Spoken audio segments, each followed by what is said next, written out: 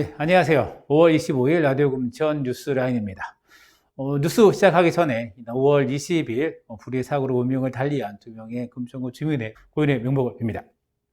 첫 소식입니다. 안타까운 소식인데요. 5월 20일 화물차가 충돌한 후 건물을 들이받아 화재에서 두 명이 사고로 숨졌습니다. 이게 사고 현장인데요. 위에서 찍었습니다. 지금 사고 수습 중인 화입니다. 이게 화재에 대한 그런 건물이고요. 앞에 지금 이런 식자재 운반 차량이 충돌한 모습을 볼 수가 있습니다. 지금 건물 내부는 여기가 지금 2층입니다. 2층이고 3층인데요. 3층 같은 경우는 교회로 좀 쓰여 있던 거고요. 2층은 봉제 공장으로 사용됐던 건물입니다. 완전히 전소된 모습을 볼 수가 있고요. 여기도 차량이 이렇게 좀 불탄 모습을 볼 수가 있습니다. 이게 지금 5층 건물이죠. 여기가 좀 부동산이 있었고요. 그 옆에가 미용실이 좀 있었습니다. 그리고 여기가 1층 건물이 좀 있었는데요. 지금 그 화물차가 이 가로수와 신호등 사이로 좀 들어갔는데, 지금 이것이 5톤 차량과 충돌을 한 그러한 1톤 차량입니다. 지금 이것도 상당히 반파가 되어 있죠. 저 5톤 차량과 1톤 차량이 충돌한 이후에 지금 1톤 차량이 방향을 잃고 지금 반대편 중앙차선을 넘어서 신호등 옆에 있는 건물을 들이받은 사고로 정리가 될 수 있습니다. 그래서 1톤과 5톤 차량이 어떤 원인에 의해서 충돌하게 된 건지에 대해서도 좀 규명이 좀 필요합니다. 지금 바퀴 위치나 이런 거 봤을 때는 중앙선을 침범하지 않았는데, CCTV에서 봤을 때는 일단 저 5톤 차량도 중앙선을 침범하지 않았는 것으로 지금 추정이 되긴 하는데, 일단 그건 자세한 원인은 사고 분석을 해야 될 것 같습니다. 하여튼 이렇게 두 개의 화물차 충돌한 이후로 좀 건물을 들이받으면서 큰 사고가 났는데요. 그러면서 좀 이렇게 여기가 그 1층 과일 가게로 운영됐던 곳입니다. 이 건물과 건물 사이에 이 주차장으로 설계된 게 같은데요. 일단은 용도상 가게는 아닙니다. 하지만 여기에 지금 두 분이 여기 안에서 발견이 됐습니다. 그러므로 해서 지금 이렇게 구로소방서에서 가림막을 좀 설치된 내용인데요. 건물을 보시면 이 5층 건물의 이 가스 배관입니다. 가스 배관이 지금 주요하게 건물로 인입되는 배관인데 이렇게 툭 잘려져 있는 것을 볼 수 있죠. 그래서 5톤 트럭이 들이받으면서 이 가스 배관이 이렇게 부셔지고, 그리고 여기서 분출된 가스로 인해서 폭발이 발생하는 겁니다. 그래서 밀고 들어가서 옆에 있는 이 과일 가게로 들어갑니다. 첫 번째 사고 사망자분은 이 가게의 주인으로 좀 알려져 있고요.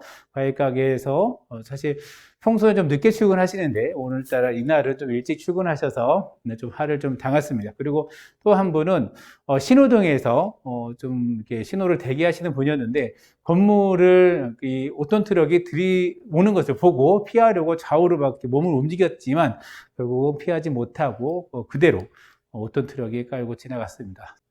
하여튼 지금 현재는 사고가 좀 진행 중이고 두 분의 유가족분들은 지금 장례 절차가 진행된 것으로 알고 있습니다. 그래서 요 부분, 지금 가건물인지 아니면은 불법 건축물인지 이거에 대해서, 만약에 이것이 불법 건축물이거나 하면은 사실 용도에 맞게 그리고 튼튼하게 안전성에 맞게 건물이 지어졌는지도 확인이 돼야 될 것이고, 거기에 대해서 관리감독청인 금천구청이 불법 건축이나 아니면 용도 변경된 건물에 대해서 제대로 관리가 하고 있었는지 점검해야 될 것 같고요.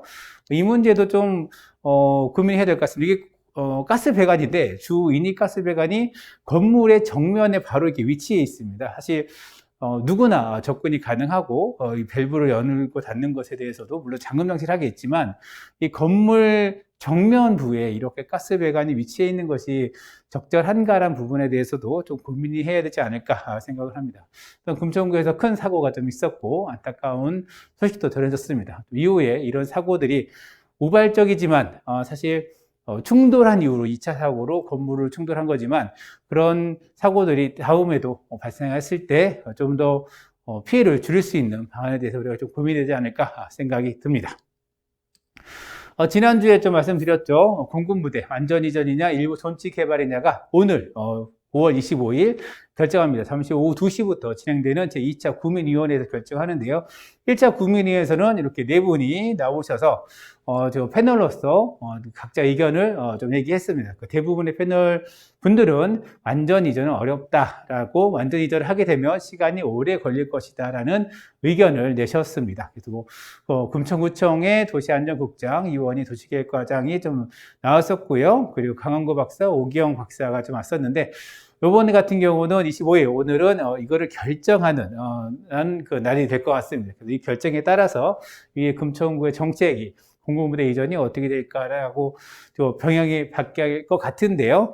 일단은 2차의 내용을 보고 좀 추측해 보건데, 2차에서는 아마 좀 일부 존치개발 아니면 도시명 군부대로 해서 같이 개발하고 거기에 일부를 군부대가 사용하는 방향으로 가지 않을까라고 예측을 해봅니다. 자세한 내용은 다음 주에 그런 추산을 통해서 말씀드리도록 하겠습니다.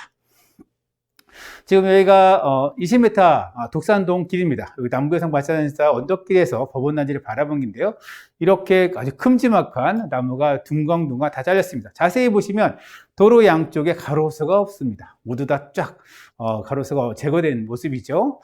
플라타나스죠. 플라타나스 나무가 이렇게 있는데 보시면 되게 비교된 것이죠. 이거 가지고 지금 독산로 가로수 바꿔심기 사업 1구간으로 기존 가로수를 바꿔심어 환경을 개선하는 공사입니다 라고만 설명되어 있습니다.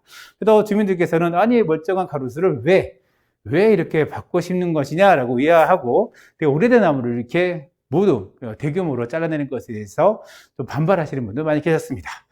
일단 금천구에서는 일단은 남부해상 발전사 언덕에서 동산교회, 시흥사동이죠. 거기까지 공중선 지중화 사업을 지금 진행을 하고 있습니다. 이 사업은 어떤 거냐면 지금 전봇대로 지나가는 전기선들을 지하로 담는 그런 공사입니다. 그래서 일단 이것에 인도 밑에 전력 공동구가 생기는 과정입니다. 그래서 그 위에 가로수를 심어야 되기 때문에 그 구간은 어차피 이걸 가로수를 다 제거해야 된다고 합니다. 제거해야 된다고 구의 설명에 따르면 지중화 사업 하려면 이것을 어차피 제거해야 되는 게 첫 번째 이유였고, 두 번째로는 일단은 플라타나스 나무를 제거하고 대왕 참나무를 심는 겁니다. 지금 같은 경우는 다 제거된 상황이고요.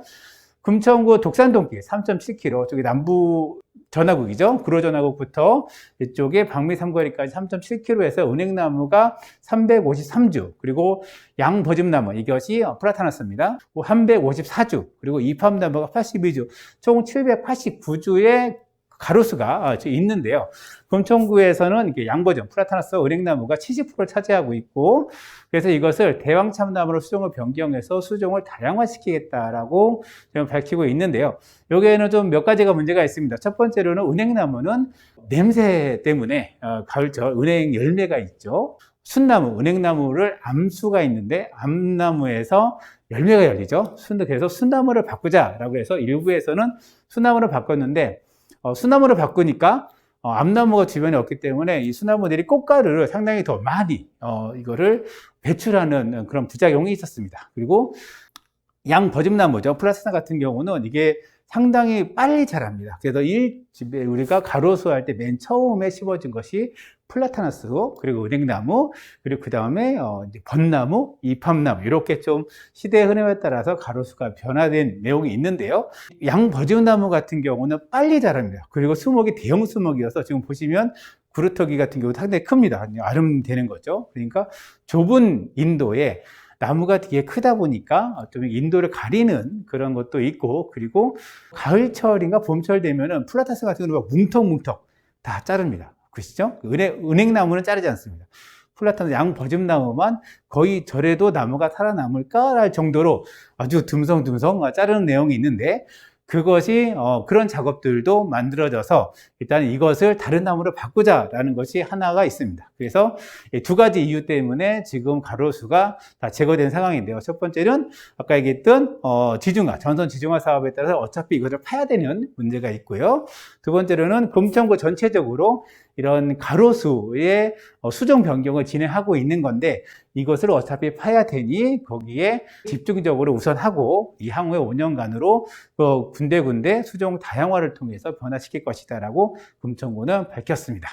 가로수, 어떤 나무가 가로수로 좀 적절한가, 우리 구에 돌아다니면서 볼 수 있는 이 가로수에 대해서도 우리가 의견을 한번 가질 필요가 있지 않을까 생각이 듭니다. 네, 이번에 청소년 소식입니다.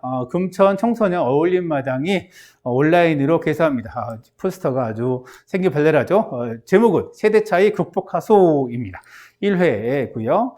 지금 일단은 5월 29일 오후 4시부터 6시까지 진행되고요. 시흥 이동에 있죠. 시립 금천 청소년 센터 유튜브 채널을 통해서 방송이 됩니다. 그래서 체어리딩, 풍물, 무용 등 동아리 공연과 이벤트를 진행하는데요. 모두 사전 녹화로 진행한다고 합니다. 그래서 11월까지, 원래는 이게 5월부터 11월까지 매달 한 번씩 금천구청 광장이나 이런 곳에서 진행했었는데 코로나 때문에 온라인으로 지금 진행되고 있습니다. 그래서 여름축제, 진로축제, 4차 산업축제 다양한 주제로 매월 개최한다고 합니다. 그래서 지금 동아리 활동 지원 사업도 지금 하고 있는데요. 청소년 동아리라면 신규 동아리 지원금 80만 원, 그리고 연임 동아리 지원 90만 원들이 지원을 해주고요. 청소년 축제에 참여 기회도 제공한다고 하니까 혹시 주변에 청소년들이 한번 학교 동아리가 아니라도 우리가 동아리 한번 만들어 보겠다 해서 신청하시면 지원도 받을 수 있으니 청소년들이 한번 관심 가지면 좋을 것 같습니다. 또 청소년 소식인데요. 금천구가 청소년의 달을 맞아서 모범 청소년 등 73명을 표창을 했습니다. 그래서 으뜸어린이 15명, 모범 청소년 53명, 그리고 청소년 육성 보호 유공자 5명을 선정했는데요. 26일 공적 심사를 거쳐서 각 학교 그리고 기관의 표창을 전수했다고 합니다. 이거는 또 어떻게 뽑았느냐? 4월 19일부터 5월 7일까지 각급 학교장 그리고 아동 청소년 관련 기관장 그리고 5인 이상의 구민 추천을 통해서 선정을 했다고 합니다. 코로나로 역시 마찬가지로 표창 수여식은 생략을 하고요. 26일 공적 심사를 거쳐서 각급 학교 기관에 표창을 전수해서 받을 수 있다고 하니까 우리 모든 73명의 유공자 그리고 모범 청소년들에게 박수를 보내드리고 축하의 말씀을 전합니다. 다음 소식입니다. 이게 안양천 소식을 제가 계속 전해드리고 있는데요. 5월이죠. 5월엔 장미의 계절입니다. 그래서 안양천에, 금천 한내천에 장미원이 장미 있는데요. 거기에 장미가 만개했다는 소식입니다. 여기 안양천의 장미는 2009년부터 안양천의 장미길을 조성을 했는데요. 2019년 같은 경우는 둔치 그리고 제방 사면에도 확대했습니다. 그래서 지난해에는 또 12억의 돈을 11을 들여서 독산 보도교에서 시흥대교 인근의 장미원까지 생태보건과 연계해서 3,000제곱미터, 약 1,000평이죠. 의 규모의 장면을 조성해서 사업을 완료했다고 합니다. 그래서 지금 코로나로 답답하신데 밖에 나오셔서 안양천에 이런 장미원에 오셔서 만개한 장미를 보시면 좋을 것 같습니다. 여기서 우리가 항상 안양천을 얘기할 때 전해드린 소식이 있죠. 여기서 가기에는 휠체어나 아니면 유모차가 가기 상당히 어렵습니다. 그래서 금천구청역을 통해서 넘어가면 가장 좋은데 금천구청역으로는 가기가 어렵습니다. 그래서 시흥대교나 아니면은 독산동에 있는 금천 현대아파트 보도교를 이용하거나 독산역을 이용하는 좀 불편함이 있습니다. 이것도 하루빨리 개선됐으면 좋겠습니다. 다음 소식입니다. 금천구에는 치매 안심센터가 있는데요. 여기에 고정형 기억다방이 개소했다는 소식입니다. 지난 5월 20일 날 금천구 안센터에 개소식을 개최했는데 이렇게 개소식에 빠질 수 없는 오색띠죠. 그리고 가위, 싹도 잘랐습니다. 기억다방은 경증 치매 또는 경도 인지장애 진단을 받은 어르신들이 바리스타로 참여하는 카페입니다. 그래서 기억을 지키는 다양한 방법이라는 의미를 담아서 기억다방이라고 이름을 지었고요. 운영 시간은 매주 화요일 오전 10시부터 12시까지 그리고 목요일은 1시부터 4시까지니까 한번 카페도 이용하시고 그리고 요즘에 치매는 미리미리 준비하면은 치매를 예방할 수 있습니다. 그리고 치매를 늦출 수도 있고요. 그래서 사실 그리고 치매가 어르신들의 병이 아니라 40대 후반 이게 조로기 치매라고 아주 젊을 때부터 치매가 오시는 분들도 많이 있습니다. 그래서 우리 치매 안심센터도 방문하시고 나의 정신건강도 함께 챙기는 그러한 시간이 되었으면 좋겠습니다. 네, 오늘 뉴스라인이 준비한 시간은 여기까지고요. 뉴스라인은 라디오 금천과 마시면 금천인이 함께 만납니다. 저는 진행의 이성호였고요. 기술에는 김호경, 신선수 PD가 함께 했습니다. 감사합니다.